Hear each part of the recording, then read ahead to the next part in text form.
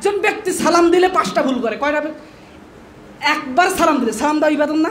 সালাম দিতে গেলে মানুষ 5টা ভুল করে। কয়টা ভুল?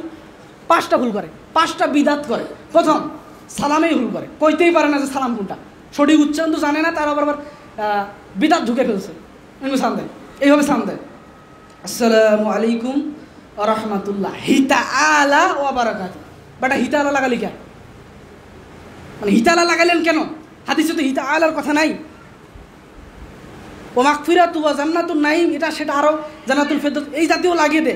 তো এতগুলো তো নাই, সঠিকভাবে যে সালামটা ওটাই তো দিতে পারিস না, তার উপর আবার এতগুলো লাগাইছিস, এগুলো তোমার হাদিসে নাই, তো এগুলো বেদাত হলো না?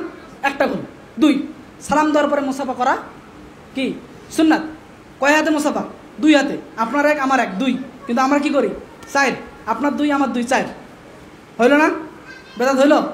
এরপরে কি করে? সালাম ওটা ঠিক আছে, হইল, একটা বেদাত করলো, এরপরে সালাম দেওয়ার পরে বুকে হাত লাগাইল, এটা একটা কি এলো? বেদাত হইল। বেদাত হইল না? রাসূল সাল্লাল্লাহু আলাইহি ওয়াসাল্লাম বুকে হাত দিয়েছে, সালাম দিয়ে দেয়নি।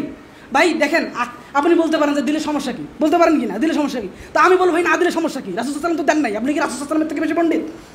না, রাসূল সাল্লাল্লাহু আলাইহি ওয়াসাল্লামের থেকে যদি আমি মনে করেন যে না আমি পণ্ডিত, তাহলে আমি বলবো ঠিক আছে আপনি পণ্ডিত ভাই, আমার ভুল হয়েছে। কিন্তু আপনি যদি বলেন যে আমি রাসূল সাল্লাল্লাহু আলাইহি ওয়াসাল্লাম থেকে বড় নই, তাহলে আমি বলবো যে ভাই বুকে হাত লাগালেন কেন? আল্লাহর রাসূল লাগায়নি, আপনি লাগালেন কেন? এরপর অনেকে কি করে? এরকম করে, এটা আরেকটা বেদাত। রাসূল সাল্লাল্লাহু আলাইহি ওয়াসাল্লাম এগুলো করে নাই। তো যে দেশের মানুষ একবার সালাম দিলে 5টা ভুল করে, সে দেশের মানুষকে আপনি ক্ষমতায় গেলে তাদেরকে সরিয়ে আইন দিয়ে পরিচালনা করতে পারবেন? পারবেন না।